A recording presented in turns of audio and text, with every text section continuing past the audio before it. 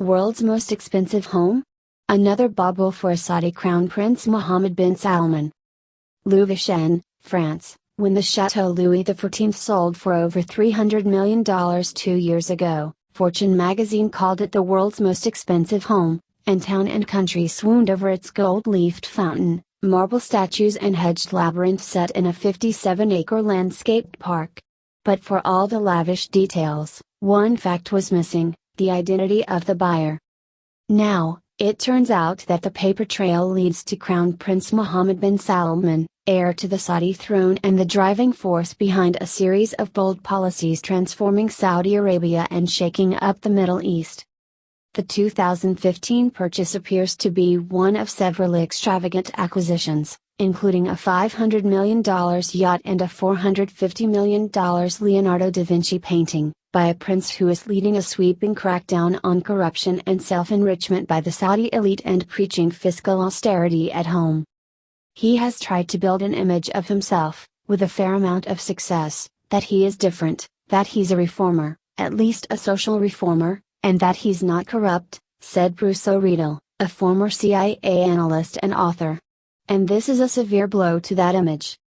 The story of Chateau Louis XIV, as pieced together through interviews and documents by the New York Times, unfolds like a financial whodunit, featuring a lawyer in the Grand Duchy of Luxembourg and a fixer for the very rich from the Mediterranean nation of Malta. Even Kim Kardashian made a cameo at the chateau, reportedly considering it for her wedding to Kanye West. The ownership of the chateau, in Louveciennes, France, near Versailles, is carefully shrouded by shell companies in France and Luxembourg. Those companies are owned by Aid Investment Company, a Saudi firm managed by the head of Crown Prince Mohammed's personal foundation. Advisors to members of the royal family say the chateau ultimately belongs to the Crown Prince.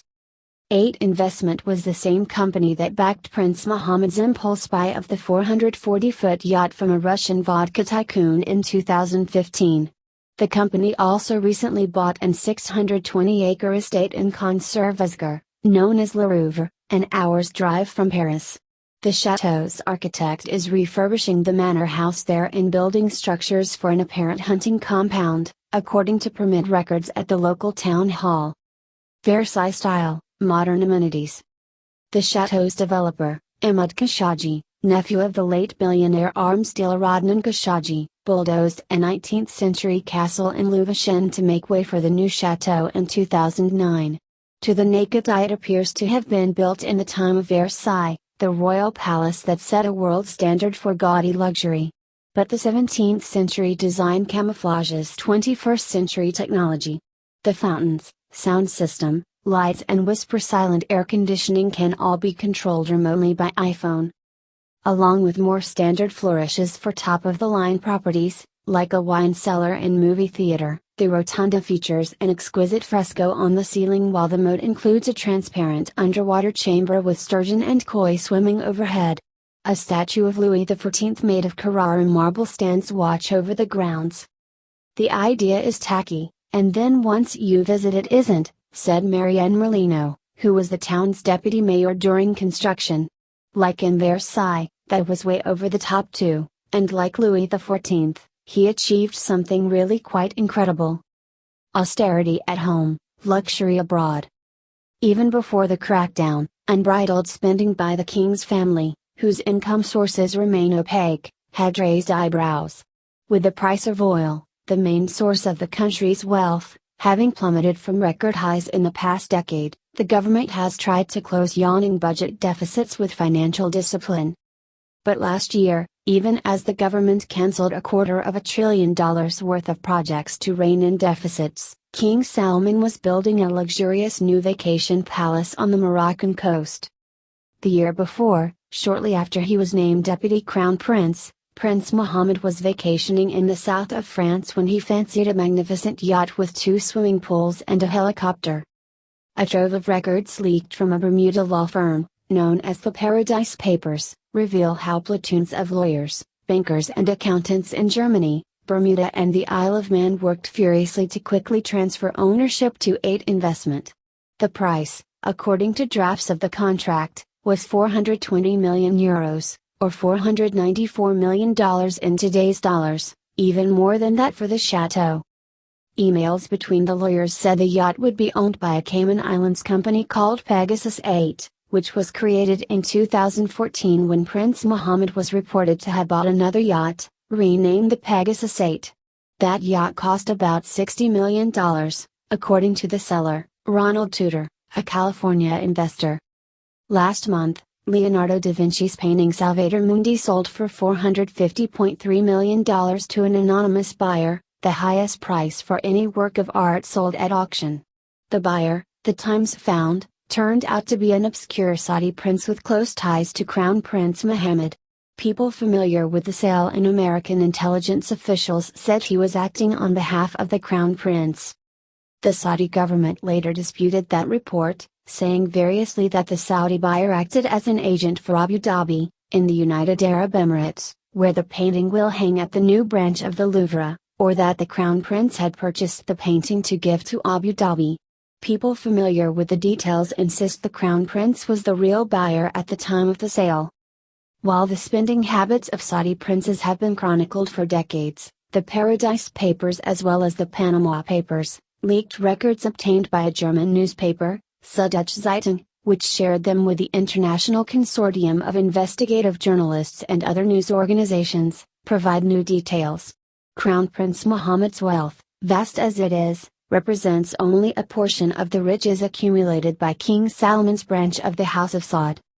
In addition to two stately homes in London connected to King Salman, his son, Prince Turki bin Salman, is listed as the guarantor of an Isle of Man company that sold a penthouse apartment a short walk from Westminster Abbey for over $35 million in 2014.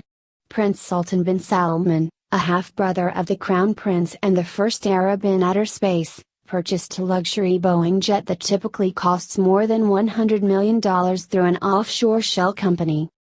King Salman's vast compound on Spain's southern coast is owned by two Panamanian companies, which are in turn controlled by a Luxembourg company belonging to the king and his children.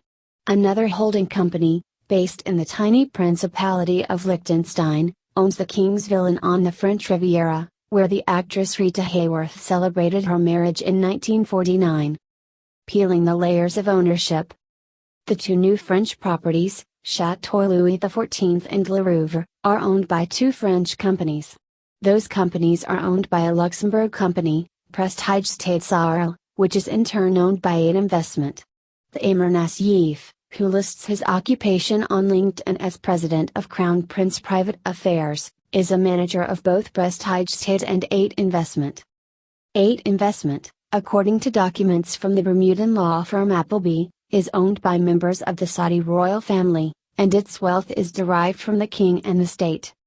The three listed shareholders are Badr al-Asaker, who heads the Crown Prince's personal foundation, Hazem Mustafa Zagzoug, the head of private affairs for King Salman, and Badr Ali Al-Kohail, the Saudi ambassador to the Maldives, the Indian Ocean archipelago where the Crown Prince hosted a series of lavish parties featuring the rapper Pitbull and the South Korean singer Psy.